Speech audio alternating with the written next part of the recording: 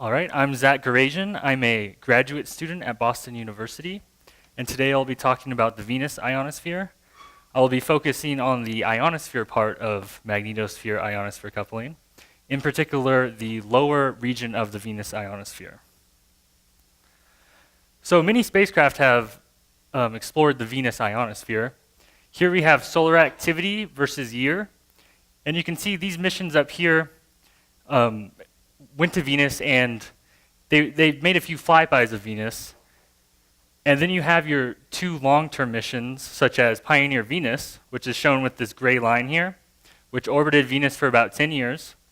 And then there's a 15-year gap until Venus Express arrived in 2006. And you can see this red line.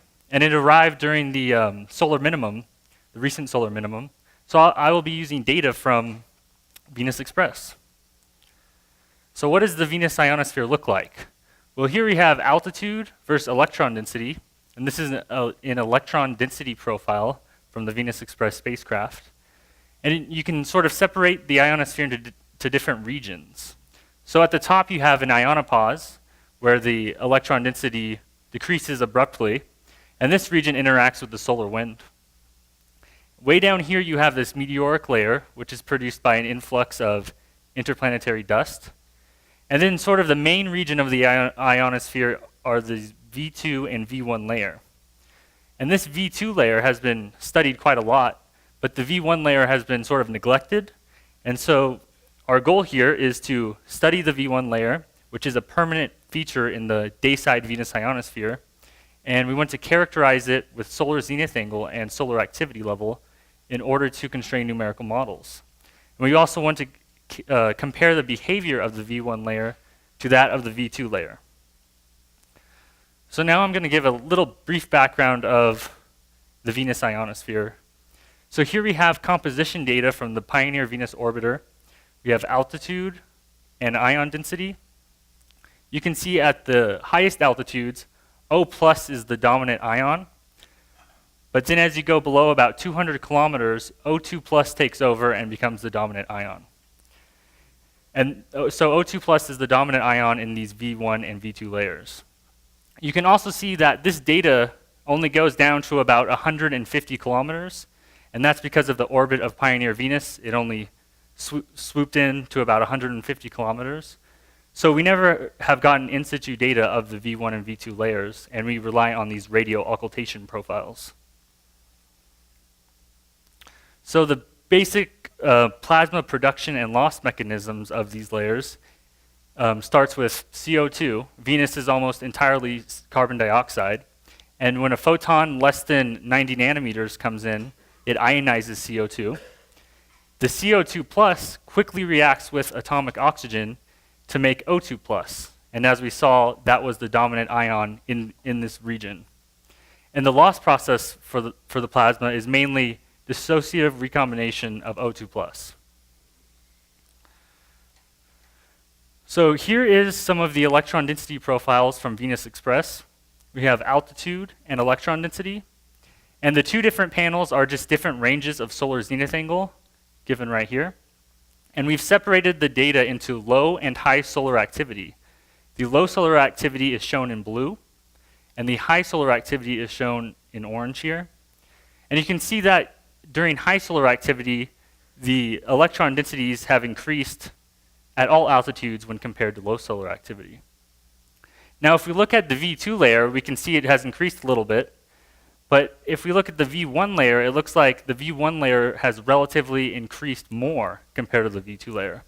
And you can see that in both panels here. And you can also see that the V2 layer has sort of this constant parabolic shape. And the V1 layer looks like it's a little more variable. So we wanted to study these features in more detail. So first we obtained the peak altitudes of these two layers. And this shows the peak altitudes of both layers plotted with solar zenith angle. And you can see that they're pretty much constant with solar zenith angle. And the V1 layer and the V2 layer have very similar behaviors. Now, you would not really expect this in a photochemical ionosphere. You would expect the peak altitudes to increase with solar zenith angle, but we don't see that. So this is attributed to the Venus ionosphere becoming cooler at higher solar zenith angles, and the atmosphere collapses, causing the peak altitudes to stay constant. Next, we looked at the peak densities of the V1 layer. So here we have the V1 peak density versus solar zenith angle. The little triangles and diamonds are the individual data points. And then we have fit functions to both low solar activity and high solar activity. And this function is a form of cosine of the solar zenith angle to an exponent. And for low solar activity, we found an exponent of 0.51. And for a photochemical ionosphere such as these, we expect an exponent of 0.5. And this agrees with that pretty well. But at high solar activity, we found a slightly larger exponent of 0.60. So we're seeing a little bit different behavior in this layer between low and high solar activity. And when we looked at the V2 layer, we don't see that difference in low and high solar activity. Next, we wanted to explore variations with solar activity. So here we have plotted the ratio of the V1 to V2 peak densities and plotted it with solar activity. And you can see that this ratio increases as the solar activity increases. So this is telling us that the V1 layer is more dependent on solar activity than the V2 layer. And to further explore this, I went through and looked at all the profiles and found profiles where you could barely notice the V1 layer, which we'll call a weak V1 layer. And then on the other extreme end, really strong V1 layers where there's actually a local maximum in that region. And we found that the weak V1 layers occur almost only during low solar activity, whereas these really strong V1 layers occur at moderate and high solar activity. So this really shows that the amount of plasma in the V1 layer really depends on solar activity.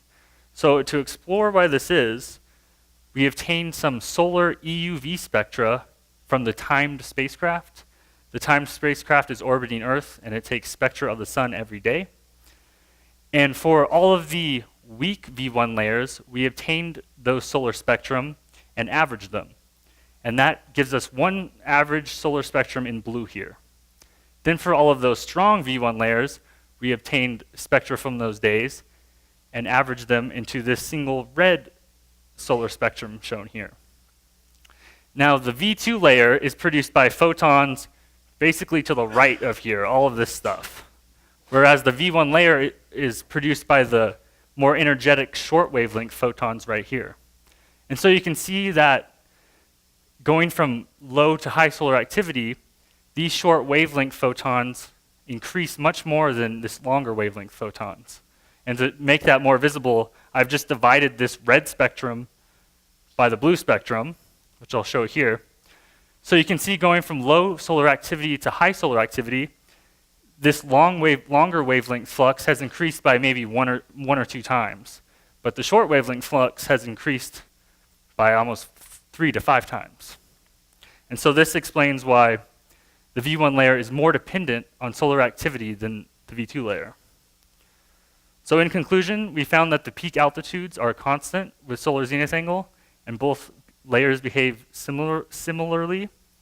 We found a slight difference in the peak density versus solar zenith angle for the V1 layer, going from low and high solar activity.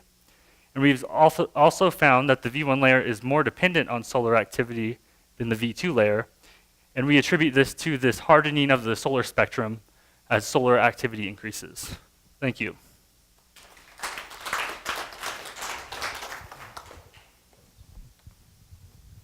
Well, that was a model talk, and you ended promptly without any hint of help. And let's call on Andy for question. Very nice piece of work. And you mentioned that I always get it confused. The lower layer, that's V1. Correct, yeah. That the V1 layer is controlled to a large degree by soft X-ray fluxes. Now, I don't know where you got your solar fluxes from, but the soft X-ray is extremely variable from day to day. Right. So my suggestion is to you and maybe Paul, who I presume is your thesis advisor, Yes. that look at these separate profiles and see if you can find corresponding soft X-ray values and see if you can get some good correlation there. Okay, great. Yeah. The thing with the time spectra is they give you daily average spectra, so you can't really get that variability in there, you know. So, but thanks. Where did your spectrum come from? The timed spacecraft. Oh, the time Yeah. spectrum. More questions or comments? Tom? Probably get to you faster. I think you said it was, but if you look at those two cases, the altitudes or where that ledge is does not change at all then?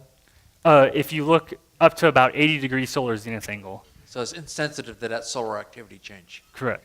Or, oh, you mean the peak altitude with The solar altitude activity? of the V1 layer. I have looked, and it looked pretty insensitive to Okay. that. Yeah. More comments? Well, thank you, Zach. Thanks. Very nice talk.